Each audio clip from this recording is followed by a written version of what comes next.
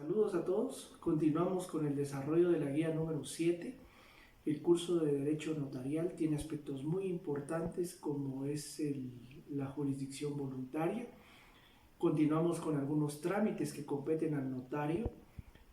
Aterrizamos la guía con dos trámites que están regulados en el Código Procesal Civil y Mercantil, que es la identificación de terceros, las subastas voluntarias.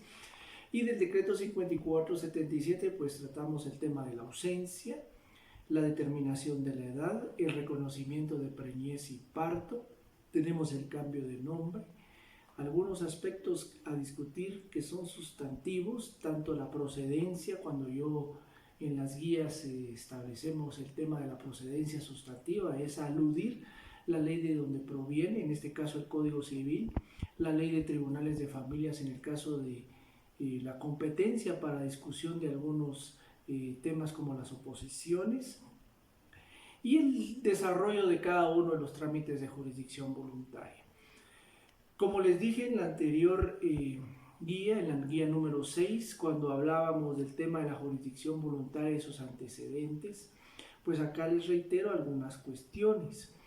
El esquema de la jurisdicción voluntaria notarial versa en una secuencia similar en todos sus aspectos, en cuanto a actas de requerimiento, en resoluciones notariales, notificaciones notariales, audiencia interesados a través de actas notariales, la documentación, por ejemplo, declaración de testigos o incorporación de medios de prueba como documentos.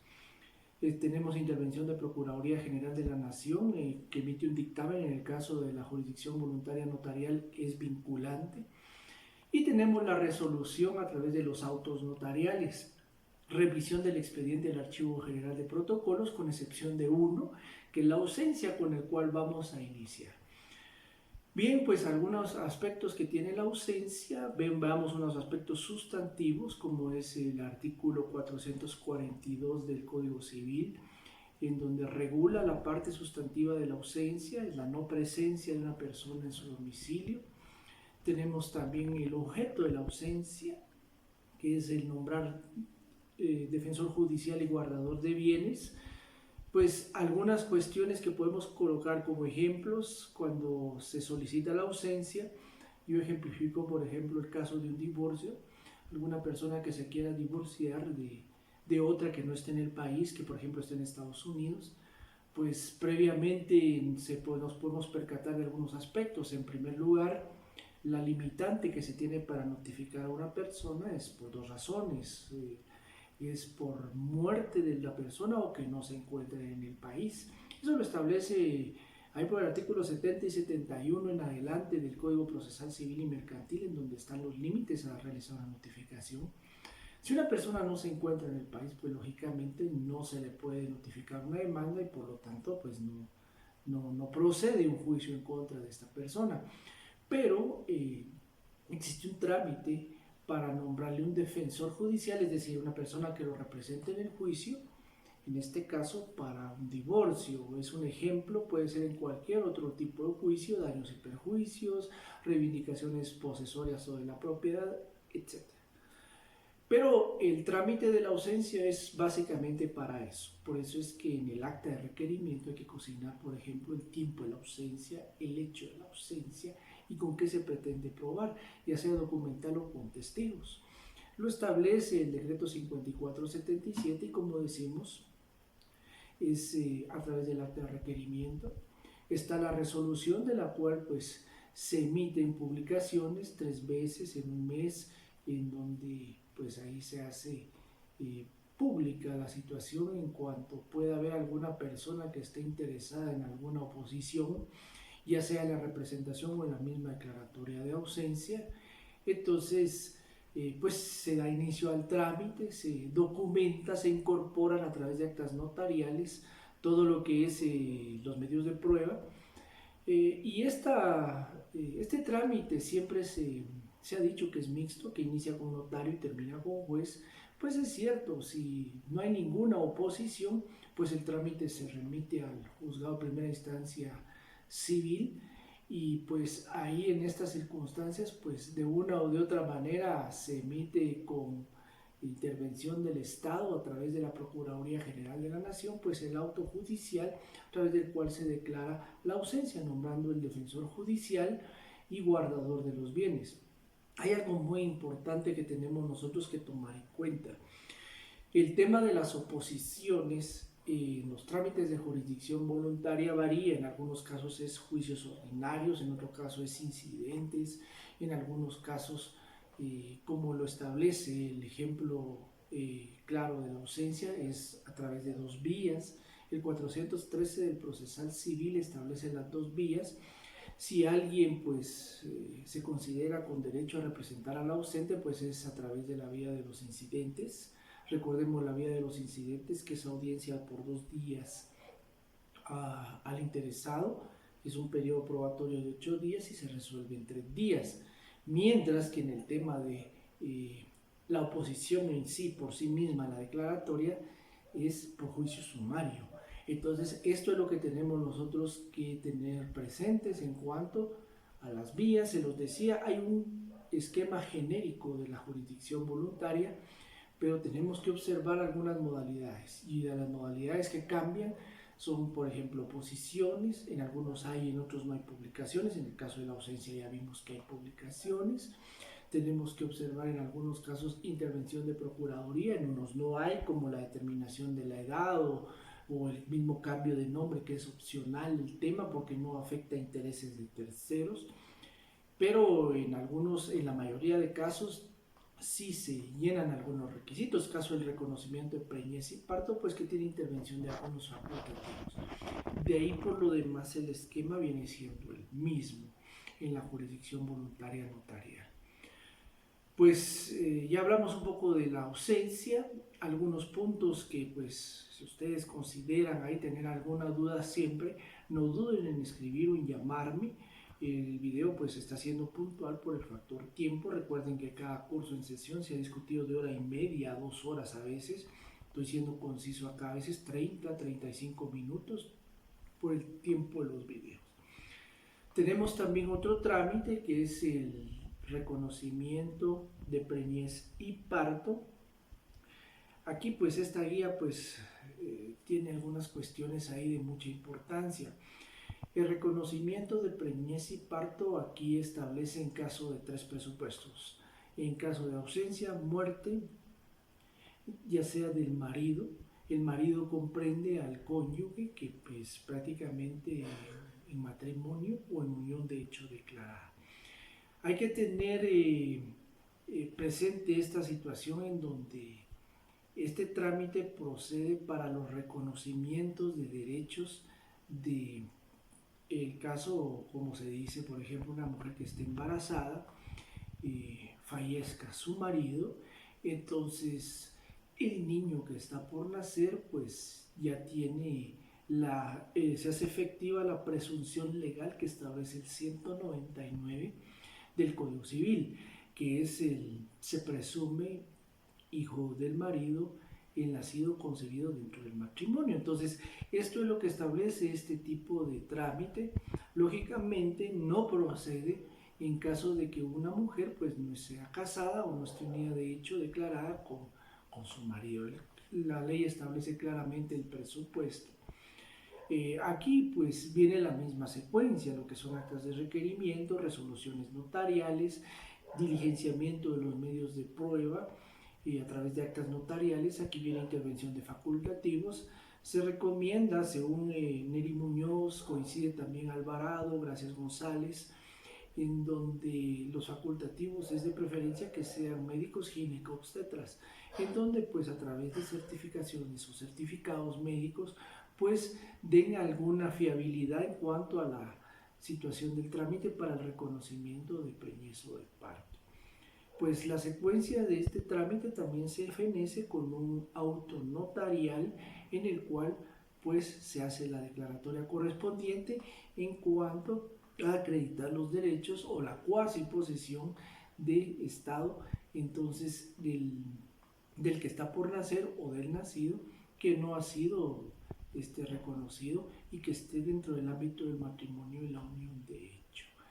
Este trámite pues tiene su asidero, como ya vimos, en la filiación matrimonial, ahí el 199 en cuanto a la paternidad y filiación. También tiene bastantes referencias en cuanto al tema de los alimentos, en donde pues los derechos que tiene una persona desde que los necesita en cuanto al tema alimenticio. Entonces también en cuanto al tema de los bienes, pues lógicamente ya pasa a ser la filiación matrimonial a un certificado emitido por el RENAP, y pues ahí está ya en cuanto a la acreditación de la filiación paterno-infantil, en donde se da en relación al niño y el padre.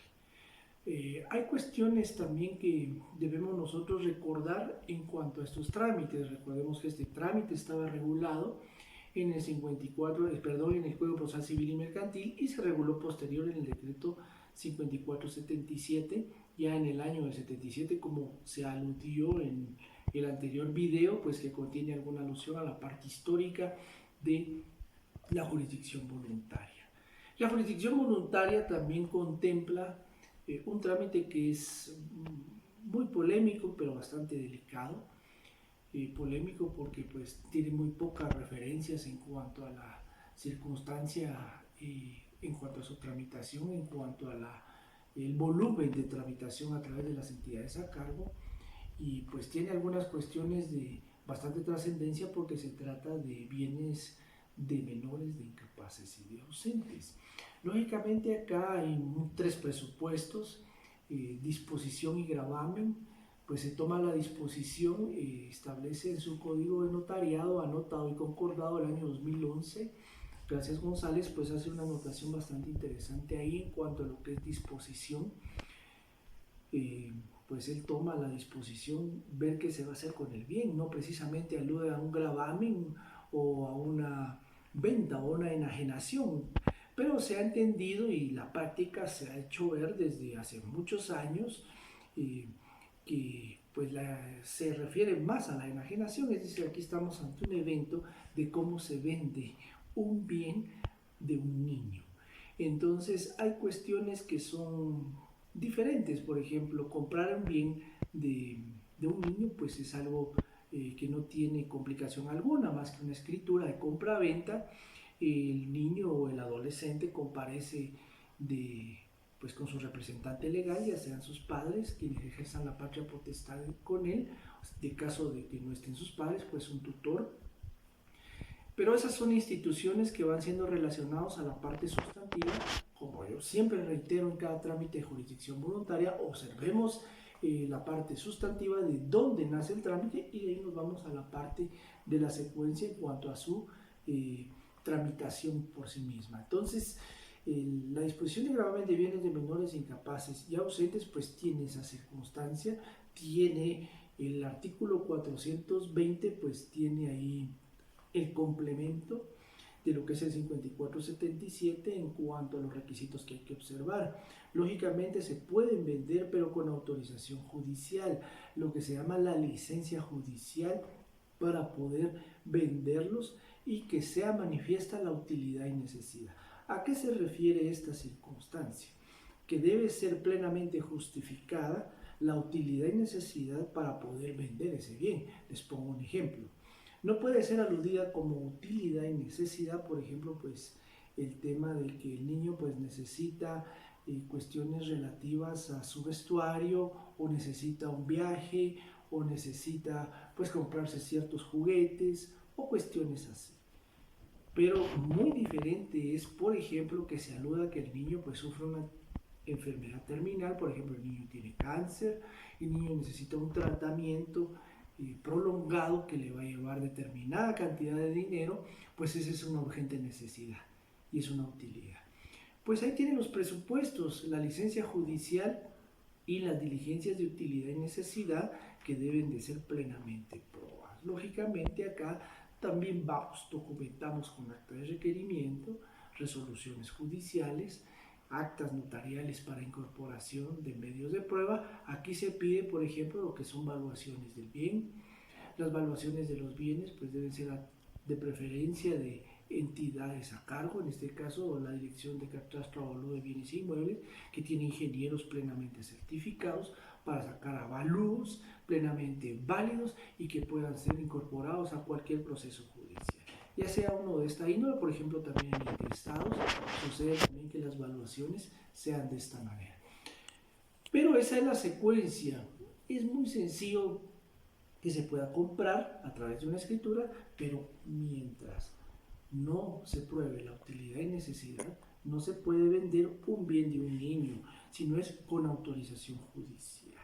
En estos casos, pues hay ejemplos claros, por ejemplo, el niño con cáncer, por ejemplo, también hay casos en donde pues los niños pues dejan de vivir en un lugar y se van a vivir a otro lado. Sucedió un ejemplo en San Pedro Zacatepeques, acá pues hubo un caso en donde pues el niño tenía 13 años de no vivir en San Pedro y él vivía en Antigua Guatemala.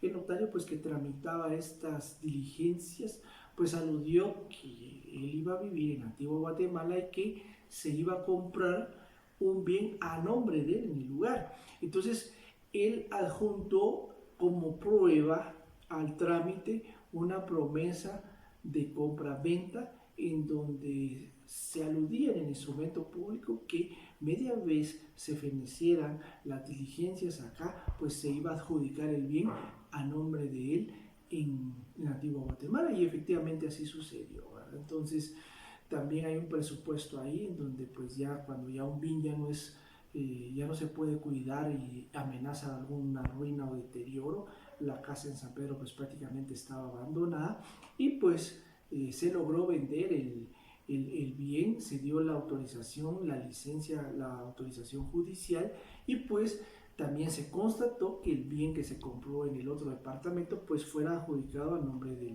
del adolescente ya en esa época. Entonces son presupuestos para que nosotros entendamos prácticamente cuál es la procedencia de cada uno de los trámites, ¿verdad? Entonces ahí está otro de los trámites. Recordando también que en algunos casos, por el caso de incapaces y ausentes, pues se necesita adjuntar como medios de prueba pues certificaciones de otros procesos mismos voluntarios. Esto es bueno aludirlos para que ustedes no obvien esta circunstancia, porque en el caso de vender el bien de un menor de edad, ya sea adolescente o niño, pues la certificación de nacimiento pues se acredita que el adolescente o el niño, pues su edad, de una u otra manera, para pedir la licencia judicial para poder venderlos. Pero en el caso de un incapaz, en el caso de un ausente, recuerden, necesitamos la certificación de la resolución del auto que haya declarado la ausencia y que haya declarado la incapacidad en su caso. O sea que aquí estamos ante dos trámites juntos, uno antes y otro después, ¿se entiende? Es decir, antes tendríamos que tramitar la ausencia, presentar la certificación de la resolución judicial en el auto en donde sea declarada la ausencia, y después tramitar las diligencias de utilidad y necesidad para poder vender estas circunstancias. Entonces son cuestiones que se vienen dando para que nosotros veamos la identificación de lo que son los trámites que se nos presentan. Bien, tenemos también otro trámite que pareciera ser muy sencillo, poco utilizado, y a veces se obvia en cuanto a su tratamiento a nivel de las clases, pero es muy importante. De hecho lo tenemos en esta guía, también lo tenemos en la siguiente, en la guía número 8, pero ahorita pues tenemos algunas cuestiones como es la determinación de la edad. La determinación de la edad pareciera no ser trascendente, pero sí lo es. Hay casos, por ejemplo, en donde pues se necesita saber la edad de una persona por algunas razones. Recuerden ustedes que a veces habían algunos temas, ahorita ya no se da, pero por ejemplo había temas, por ejemplo conocí un caso de Coatepeque. En este caso pues había una señorita pues que había un tema de una oposición, había un juicio de una oposición al matrimonio. Cuando esta circunstancia se presentó, entonces se aludía que en ese momento pues es un caso ya ya muy antiguo, es como el caso del 2008, donde no habían estado las reformas al Código Civil, pero solamente para ilustrar la importancia de lo que es la determinación de una edad para un proceso, en donde pues se aludía que al momento de que contrajo matrimonio tenía 13 años. Entonces, lógicamente, la ley impedía contraer matrimonio de esa edad, sino que a los 14 años era ya permitida el matrimonio ya bajo ese marco legal. Actualmente no, pero en ese tiempo, a manera de ejemplo, pues se daba así.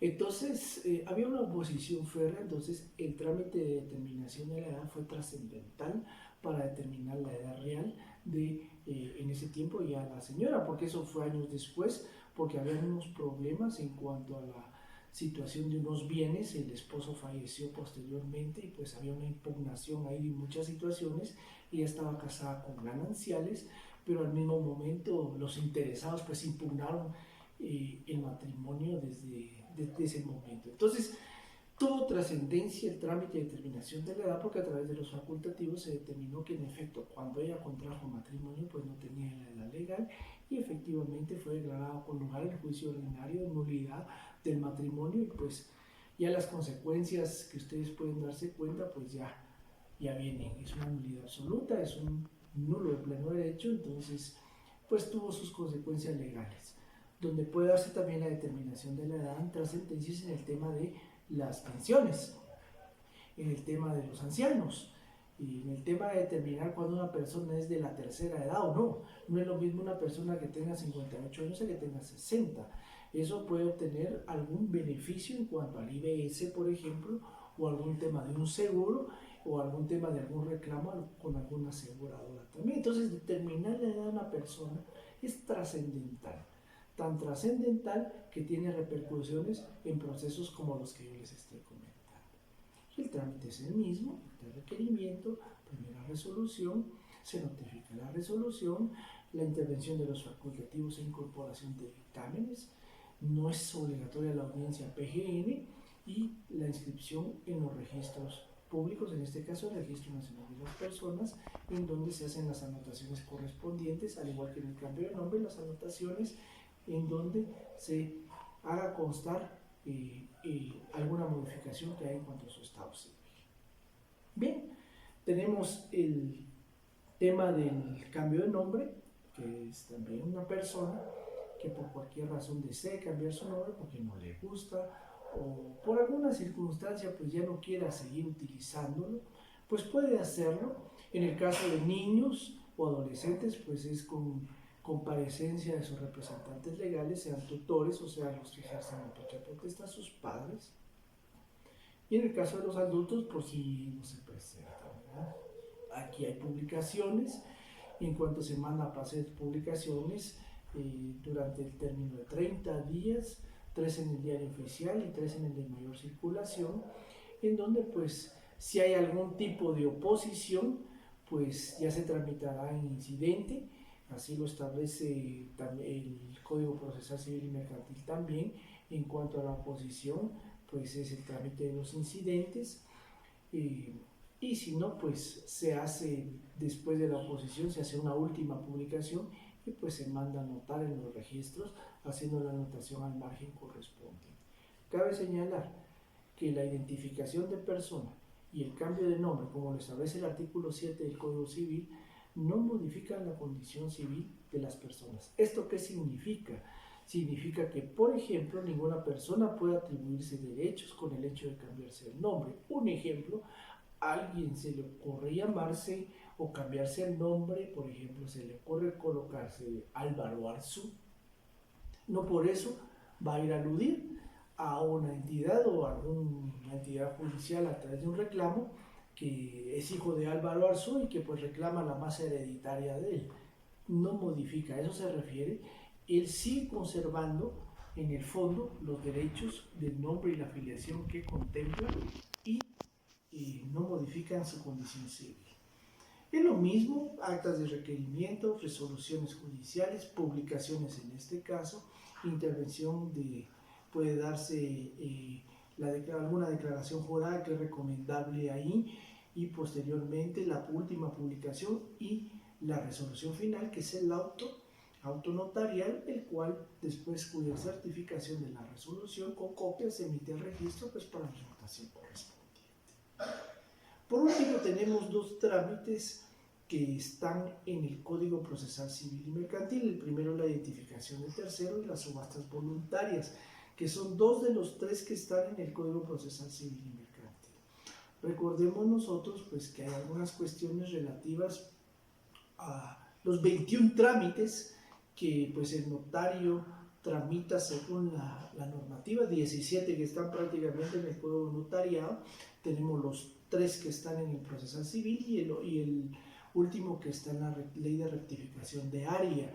Pero de estos, la identificación de tercero pues es un trámite que le fue asignado al notario desde el año 1964.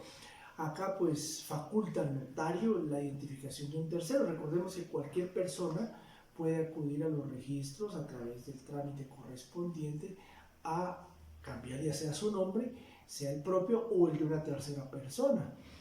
Entonces acá siempre se había puesto de ejemplo, se sigue poniendo de ejemplo en las aulas el tema de para los intestados, por ejemplo, se murió una señora, pero el tema es que la señora tenía 10 nombres, la identificaban como Berta María, María Berta, con tilde, que sin tilde, que con H intercalada, tenía 10 nombres, entonces la señora está fallecida, ella no puede comparecer al registro, entonces viene un tercero, ¿verdad? Y hace la solicitud a través del trámite que está establecido en el Código Procesal Civil y Mercantil. Cabe señalar que es el único trámite que termina con un acta notarial, que es el acta de notoriedad. Ahí se hacen las declaraciones correspondientes. Entonces, se había creído que únicamente, y se alude a que solamente es con personas fallecidas, pero no es así. Hay casos, por ejemplo, en que se puede hacer la solicitud de la identificación de un tercero que esté con vida, y dice que cualquier interesado, y lo pongo en el ejemplo de los casos de alimentos. Por ahí viene la madre con el niño que quiere demandar por pensión alimenticia a una persona que sea el padre del niño, pero en la certificación y en los documentos de identidad pues él tiene un nombre completamente distinto al que con el que se identifica, o tiene varios nombres. Entonces, lógicamente, para demandarlo, para tener una certeza en la demanda, pues necesitaría estar identificado con todos sus nombres. Sería ilógico que fuera la señora a preguntarle y a decirle que fuera él a corregir sus nombres porque se le va a demandar. Eso no lo haría nunca. Entonces, lo que hay que hacer es pedir la identificación del tercero, en este caso. Ya teniendo la identificación en la certificación de nacimiento, pues ya procedemos con la demanda del juicio oral de alimentos. La identificación del tercero es un trámite que se puede hacer con personas fallecidas o, como lo vimos en el caso de la demanda oral de alimentos, una persona viva. Y por último tenemos las subastas voluntarias.